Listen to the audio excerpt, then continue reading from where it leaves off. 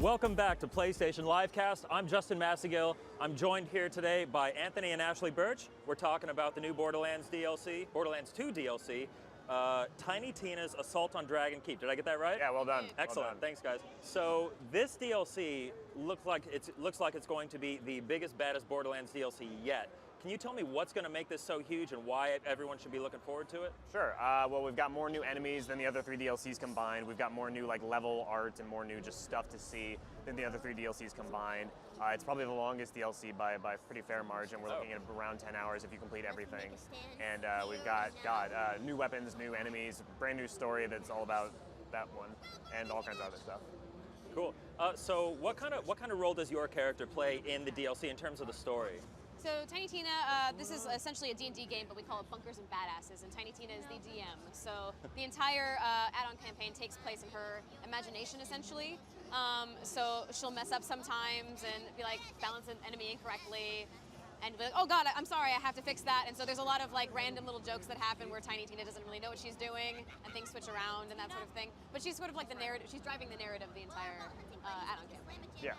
Awesome. Looks like we got her on screen right here. Yep. Yeah, the likeness is uncanny. I know, right? She did the mocap for us, so you're seeing Ash's. Oh, Yeah. fantastic. Oh, cool.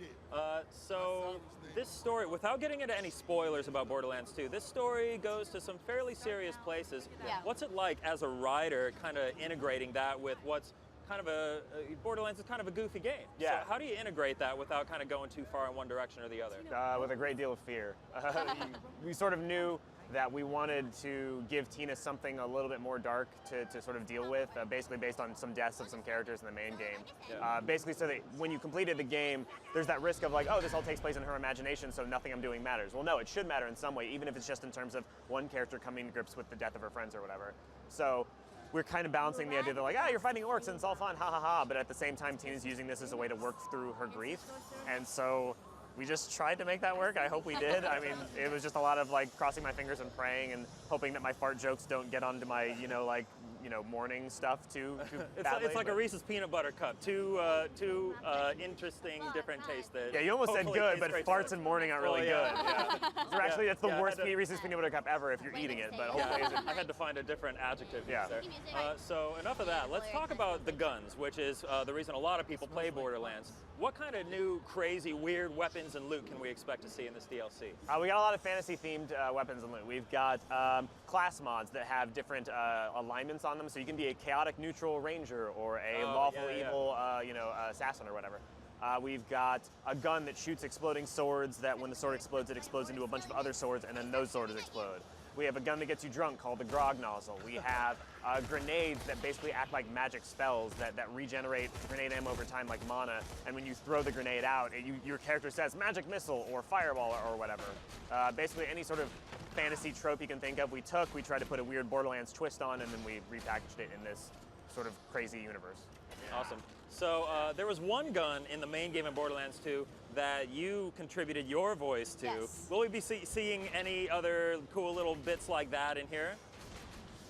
You'll certainly see a lot of Ash around, Lord knows, because you're in the whole friggin' campaign. Yeah, in the whole campaign. So if you don't like So you're Tiny basically Tina, like then narrating? sorry? No, you'll like it. I think you'll like it if you don't like Tiny Tina, because we did that thing where we tried to tone her down and make her less like shrill all the time, Yeah. less like horribly annoying all the All time. this. All this. We tried to Try to minimize make this better, which is just a hard thing. That's a hell of a task. But yeah, no, there's a bunch of fourth wall breaking stuff kind of like that gun spread all throughout the campaign. Because it all takes place in Tiny Tina's imagination, we have entire quests where it's about this thing, and then Tina goes, screw it, that's boring, and then just changes it on the fly and stuff like that. Sweet. So how much did you guys collaborate on the content of this? Did you mostly write it and you're kind of acting, or did you input any of your ideas into this? I mean, Anthony does all of the writing. For this particular add-on campaign, we kind of tried to find Tina's voice together, because like we were just talking about, in the main game you get like bite-sized bits of Tina. So she can be as like frenetic as we want to make her, because you're not with her the entire game. But if you're with that for 10 hours, that might be kind of intense. And also like emotionally, she's in a different place, like she's going through different nuances of emotion than she would be in the main game. So we tried to find a balance between her being Tina and her not being so insane all the time. You're like, I can't play this. My ears are gonna bleed. So yeah, we worked together on that to try to find a balance. Cool. Do you guys have like a favorite boss or a favorite enemy that we'll be facing in this game? Oh man, I really like the dwarves, the way the dwarves work in our game, because they all look a little bit like Salvador, the Gunzerker. Oh yeah. And they sort of fight like him. The pixies are actually really cool. We have pixies, and they're the first frenemy type in Borderlands, where if you shoot them on accident, they'll try to kill you, like, which is normal, okay. But if you go up to them and you hit the use button, then they become your friend and they start giving you buffs every once in a while, and they'll fight in combat with you and stuff. So once you see one, it's this target prioritization thing where, oh, I have this gun that makes everything explode. I need to maybe stop using it when a pixie shows up so I can use her and get her on my side and then start fighting. Oh, cool. Sounds crazy. What about you, Ashly? You got any favorites, any favorite bits, any favorite moments that we can look forward to without getting into any spoilers or anything? Sure. There are a couple of missions that I think are really fun. There's one for Ellie where you can pick. She has you go on a quest for armor, and you can either get her like sexy slave Leia armor, or you can get her like actual functional armor.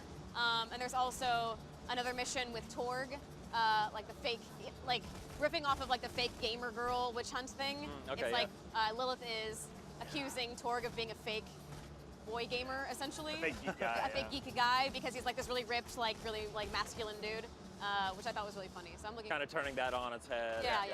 Cool. So you mentioned Ellie. She's coming back for this DLC. Will the other characters be making appearances as well? Many of them, yeah. Since we knew this was sort of our last big add-on campaign, we felt like we wanted to have it be a big last hurrah, last sort of bit of fan service. So we brought back characters that are dead, but it's okay because, again, it's in Tina's imagination and it's her version of those characters. So hopefully all the characters you liked, you'll see again in this last campaign.